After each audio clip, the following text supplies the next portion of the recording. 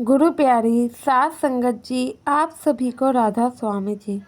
सात संगत जी, कई बार हमने ये सत्संगों में सुना होगा कि कर्म करने पे ध्यान देना है, फल की चिंता ना नहीं करनी चाहिए। अगर इंसान कोई भी काम करे और उसके बदले में मिलने वाले फ़ायदों के बारे में ही सोचता रहेगा, क्या आपको लगता है वह उस काम को, उस कार्य को ढंग से कर पाएगा? क्योंकि उसका सारा ध्यान तो उस काम के पीछे छुपे हुए फ़ायदों में ही लगा रहेगा। उस काम को अच्छे से करने की बजाय वो तो बस यही सोचता रह जाएगा कि भाई मैं ये काम अगर कर दूँगा तो मुझे ये फ़ायदा होगा, जो कि उस इंसान का ध्यान उस काम पर केंद्रित नहीं होने देगा, बल्कि वह अगर फ़ायदे के बारे में ना सोच के सिर्फ काम ही काम करता रहे तो वह काम को वह बेहतर से कर सकता है।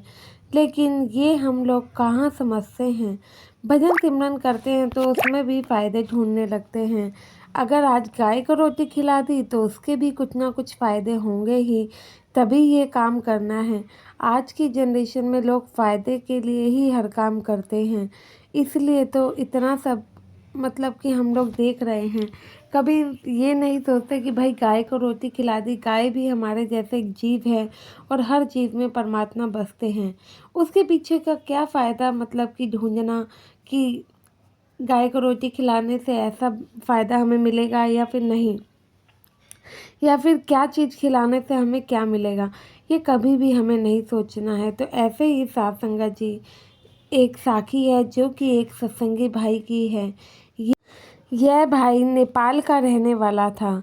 यह भाई सत्संगी था, शुरू से ही भजन सिमरन इसने ले लिया था।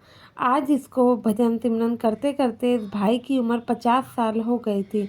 50 साल से एक ही जगह पे मतलब कि जितने समय से हुआ था भजन सिमरन लिए हुए, उतने ही समय से एक ही जगह पे बैठता और भजन सिमरन करता था। इसका भजन सिमरन का जो कि समय था, जगह थी, वे सब फिक्स थी।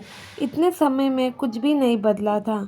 और साथ में जो इसके घर के हालात थे, काम के हालात थे, वो भी फिक्स हो गए थे। लगा लो कि उसमें भी कुछ बदलाव नहीं आया था। लोग इस पे अब हंसने लगे थे, मजाक उड़ाने लगे थे। भाई क्या फ़ायदा, तू डेली चादर लेके बैठ जाता है, तेरे भजन सिमरन करने से कुछ हुआ भी है? मालिक तो तेरे पे ध्यान ही नहीं देता, तो तू क्यों मतलब कि डेली 2-2.5 घंटे भजन सिमरन पर बैठ के अपना समय व्यर्थ करता है?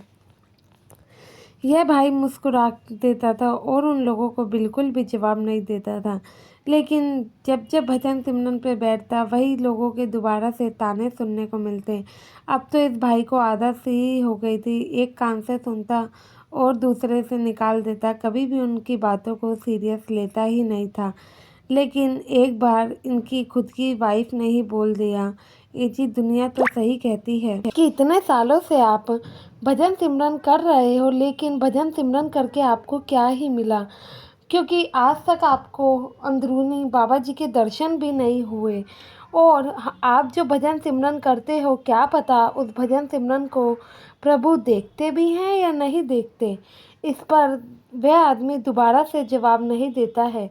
पर यही चीज़ रोज़ाना रोज़ाना होने लगी तो वह भी कब तक ही शांत रहता।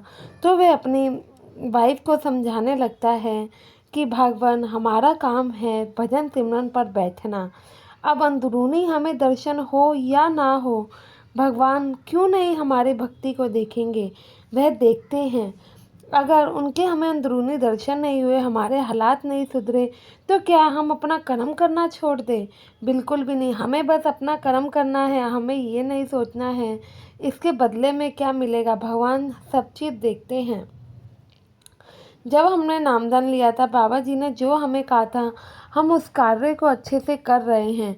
फिर हम इस चीज़ की लालसा कैसे रख सकते हैं कि बाबा जी हमें नहीं देख रहे हैं या फिर इससे हमें ये फ़ायदे हो?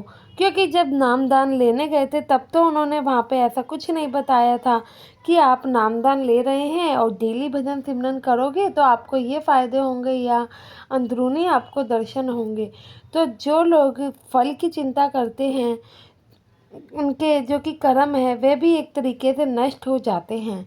हमें अपना नित्य कर्म करना है, इस चीज़ की बिल्कुल भी चिंता नहीं करना है कि बाबा जी क्या सोचते हैं क्या नहीं, क्या भगवान हमें देख रहा है या नहीं।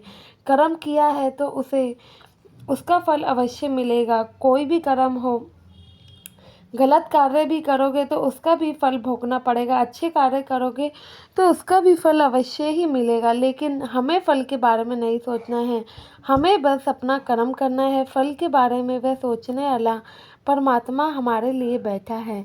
तो वह ऐसे अपनी बीवी का जवाब देता है और दोबारा से भजन सिमरन पर जाके बैठ जाता है।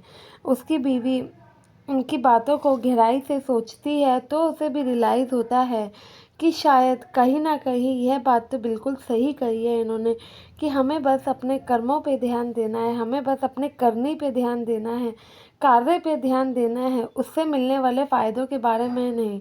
क्योंकि अगर हम उससे मिलने वाले फ़ायदों के बारे में सोचते हैं तो शायद वो करनी हमारी एक तरीके से व्यर्थ ही हो जाती है। क्योंकि मालिक को भी लगता है कि ये करनी तो ये इसलिए कर रहा है क्योंकि इससे होने वाले फ़ायदों के बारे में इसे पता है और ये फ़ायदों को चाहता है। अगर इससे होने वाले फ़ायदों के बारे में इसे ना पता और फ़ायदा मिलना बंद हो जाए तो शायद ये वो करनी करेगा भी नहीं।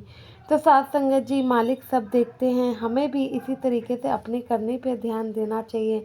करनी में अपने प्रभु को अपना प्यार जाहिर करना चाहिए, हर वेले शुक्राना ही उस गुरु का करना है। आज के जो कि इतने संकटों में भी अगर हम ठीक ठाक है, हमारा परिवार ठीक है, हर एक सांसों अगली सांसों का जो कि हमें आ रही है, हर एक नए दिन का हमें उस मालिक से शुक्राना अदा ज़रूर करना चाहिए। कहते हैं ना, हम पे बहुत कुछ है लेकिन हमें नहीं पता। ऐसा लगता है कि नहीं सब ख़त्म हो गया, लेकिन होता बहुत कुछ है। जब नहीं होता है तब उस चीज़ की कदर होती है। इसलिए वक्त रहते कदर करोगे तो मालिक उस चीज़ में बरकत ज़रूर डालेगा। आशा है ये वीडियो आप लोगों को अच्छी लगी है। वीडियो अच्छी लगी तो लाइक और चैनल को सब्सक्राइब करना ना भूलें। गुरु प्यारी साथ संगत जी, आप सभी को राधा स्वामी जी।